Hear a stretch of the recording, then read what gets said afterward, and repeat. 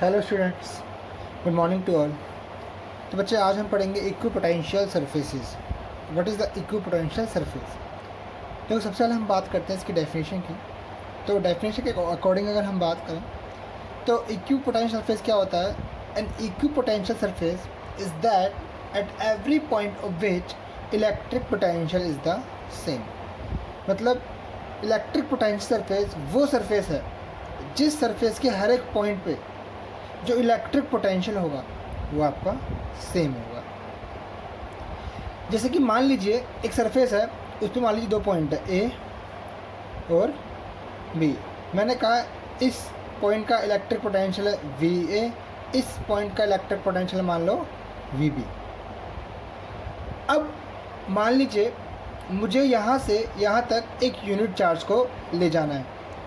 तो unit charge को ले जाने में जितना मुझे वर्क डन करना होगा, मान लीजिए मैंने कितना वर्क डन किया यहाँ से लेके यहाँ तक आने में, मैंने वर्क डन किया डब्ल्यू ए बी।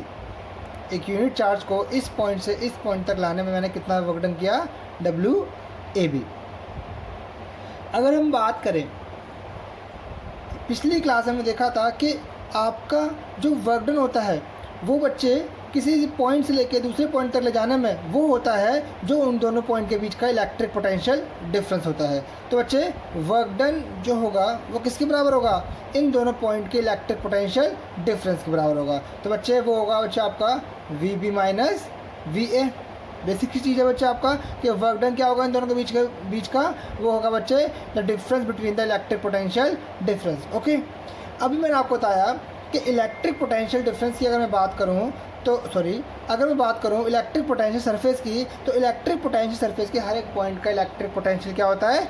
इक्वल होता है। तो इसका मतलब ये है क्योंकि A and B are on a equipotential surface, इसीलिए वी बी बराबर क्या होगा? वी ए होगा।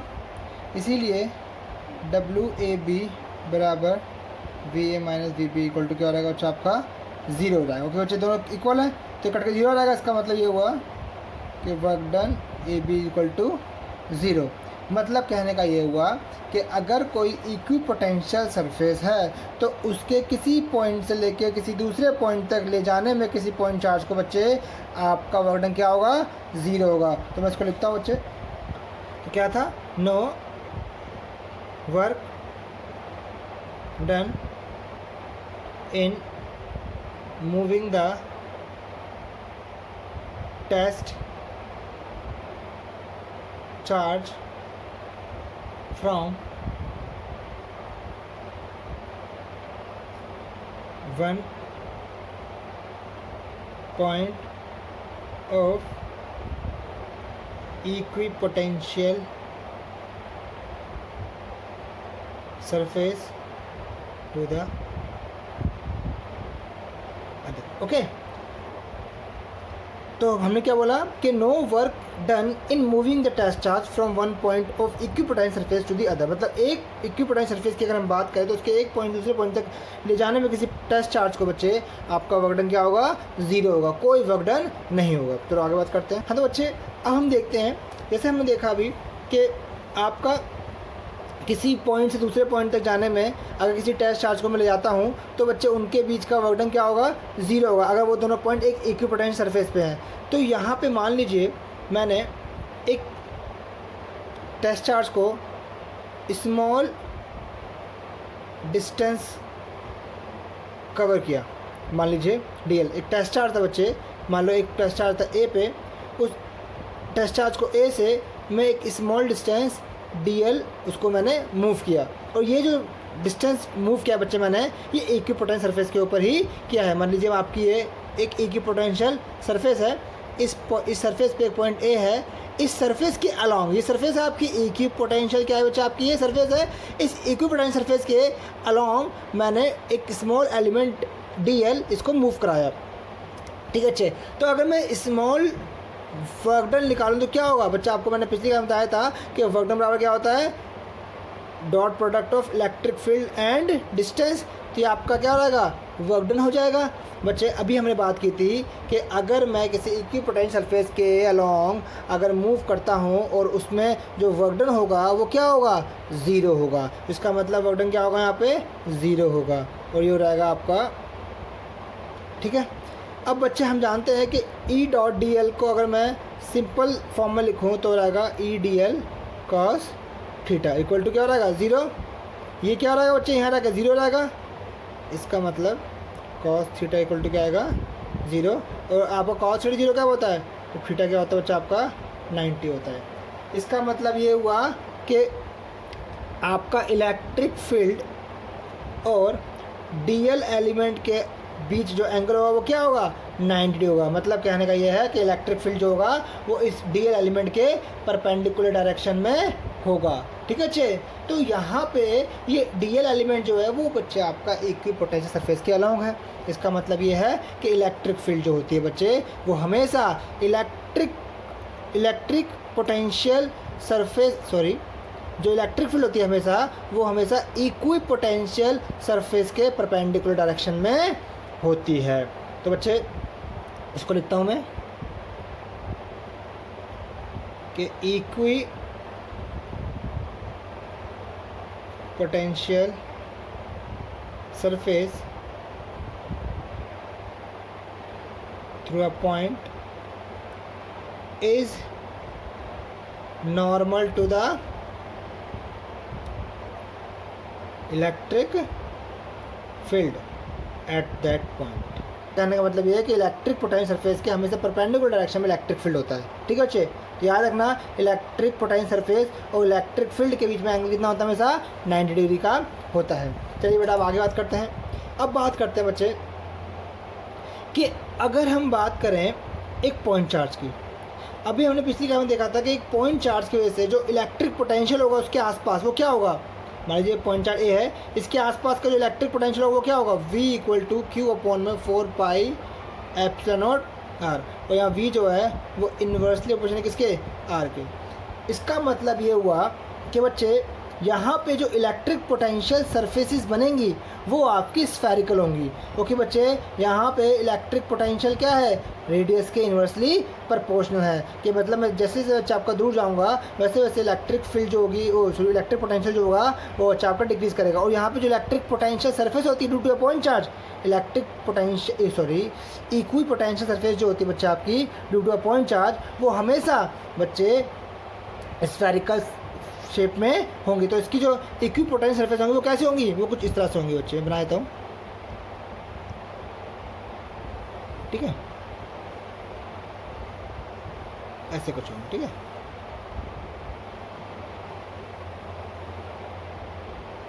और जैसे जैसे मैं दूर जाऊँगा ना इनके बीच का डिस्टेंस बच्चा आपका बढ़ता जाएगा। और बच्चे याद रखना कि इलेक्ट्रिक फील्ड जो होगी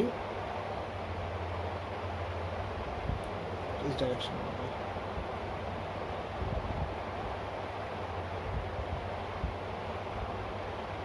ये है बच्चे आपकी इक्वी पोटेंशियल सरफेसेस। तो बच्चे हमने क्या देखा कि इक्वी पोटेंशियल सरफेस क्या होती है बच्चे, वो बच्चे एक ऐसी सरफेस जिसके हर एक पॉइंट पे इलेक्ट्रिक पोटेंशियल जो होगा बच्चे वो क्या होगा, सेम होगा। दूसरी बात, अगर मैं किसी एक पॉइंट दूसरे पॉइंट जाता हूँ, किसी टायर चार्ज को मूव करता हूँ तो बच्चे उसको मूव करने के लिए वर्क डन क्या करना होगा बच्चा आपका, वो ज़ीरो होगा।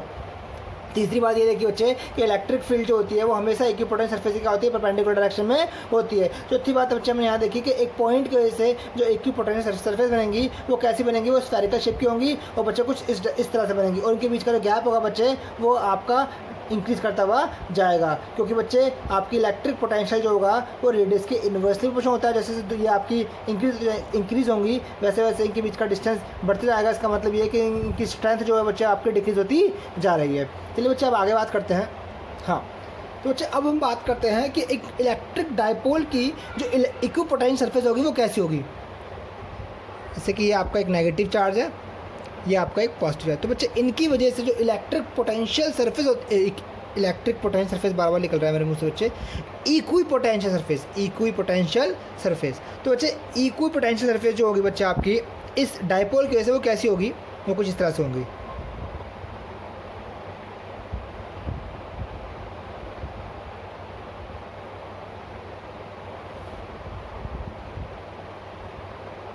ठीक है।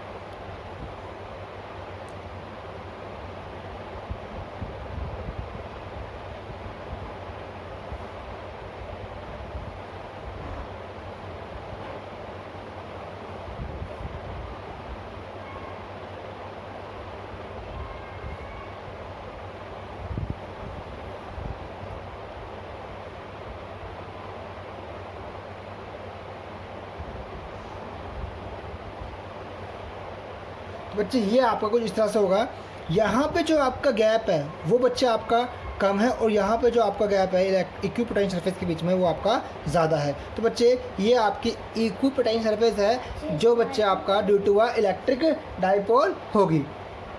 अब बच्चे मान लीजिए अगर ये दोनों सेम चार्ज होते हैं, दोनों क्या होते हैं, सेम चार्ज, तो क्या होता? तो बच्चे तो कुछ नहीं होता, तो आपका जिस तरह से यहाँ पे आपका दोनों तरफ डिस्टेंस जो है इक्विपोटेंशियल सरफेस के बीच में वो कम है, वो उसका उल्टा रहेगा, वहाँ पे गैप बढ़ जाएगा, जैसे कि ये।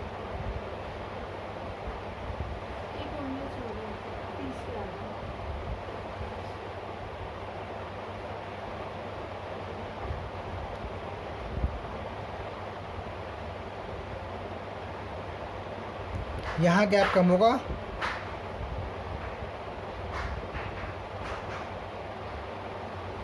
और यहाँ गैप ज़्यादा होगा, ठीक है।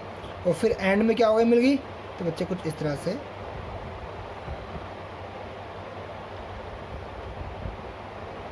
ये है बच्चे सेम चार्ज की वजह से जो इक्विपोटेंशियल सरफेस बनेगी वो कैसी होगी, ओके। बच्चे अब आगे बात करते हैं। बच्चे अब हम बात करेंगे relation between electric intensity and electric potential.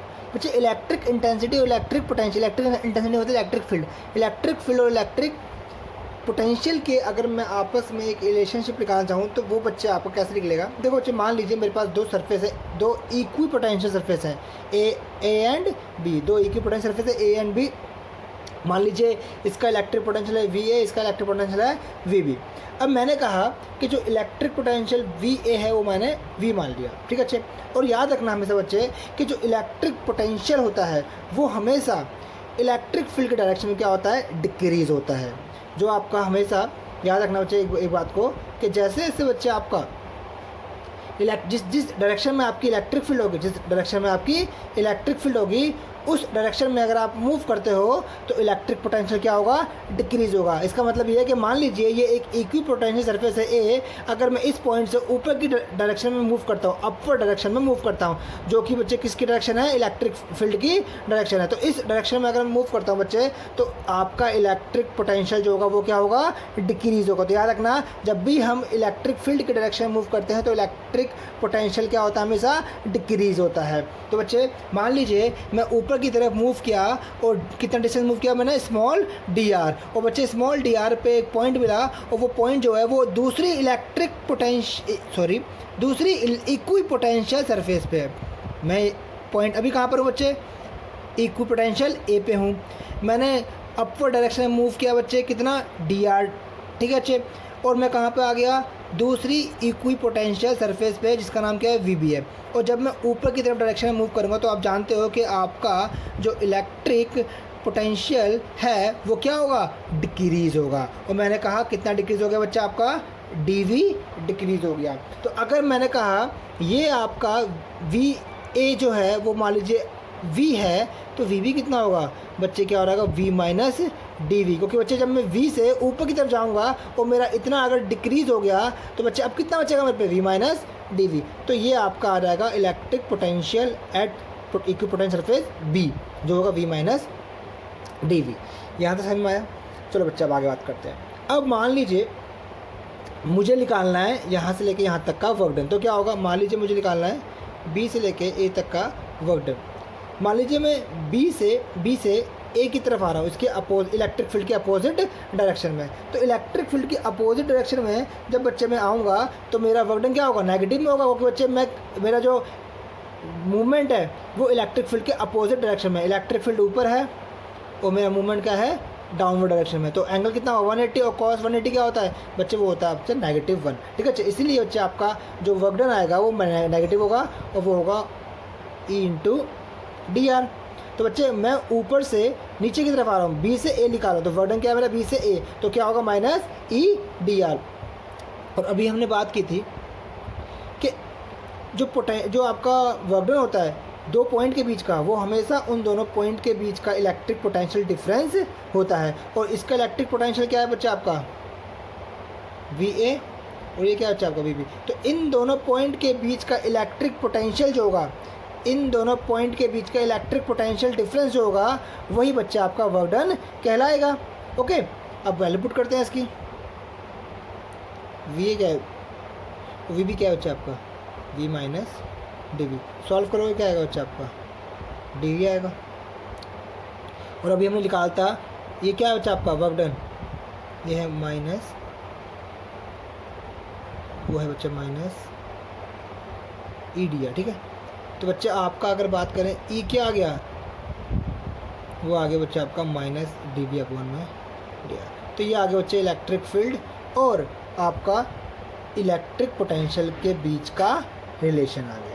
बच्चे याद रखना, ये नेगेटिव साइन का मतलब ये है the direction of electric field is the direction of decreasing potential, जो कि अभी मैंने थोड़ी देर पहले आपको समझाया था। नेगेटिव साइन का मतलब यही है कि अगर मैं इलेक्ट्रिक फील्ड की डायरेक्शन मूव करूँगा तो इलेक्ट्रिक पोटेंशियल क्या होगा, डिक्रीज होगा। नेगेटिव का मतलब ये है कि इलेक्ट्रिक फील्ड की डायरेक्शन में अगर आप मूव करोगे तो इलेक्ट्रिक पोटेंशियल डिफरेंस क्या होगा बच्चा आपका, इलेक्ट्रिक पोटेंशियल क्या होगा बच्चा आपका, वो आपका डिक्रीज करेगा। बच्चे इसको हम पोटेंशियल ग्रेडियंट भी कहते हैं, इसको हम पोटेंशियल ग्रेडियंट भी कहते हैं। ठीक है, इसे हम पोटेंशियल ग्रेडियंट भी कहते हैं।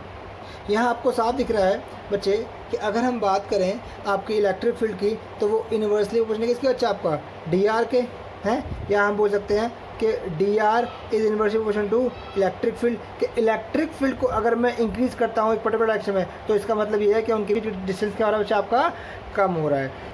अगर इलेक्ट्रिक फील्ड को इंक्रीज करता हो तो बच्चा DR क्या हो जाएगा, डिक्रीज हो जाएगा। इसका मतलब इक्विपोटेंशियल सरफेस के बीच का डिस्टेंस क्या हो जाएगा, बहुत कम हो जाएगा। इसका मतलब ये है कि जहाँ बच्चे इलेक्ट्रिक फील्ड इंटेंसिटी बहुत ज़्यादा होती है, उन वहाँ बच्चे इलेक्ट्रिक पोटेंशियल सरफेस के बीच का डिस्टेंस क्या होता है, बहुत कम होता है। ओके, तो बच्चे एक न्यूमेरिकल करते हैं।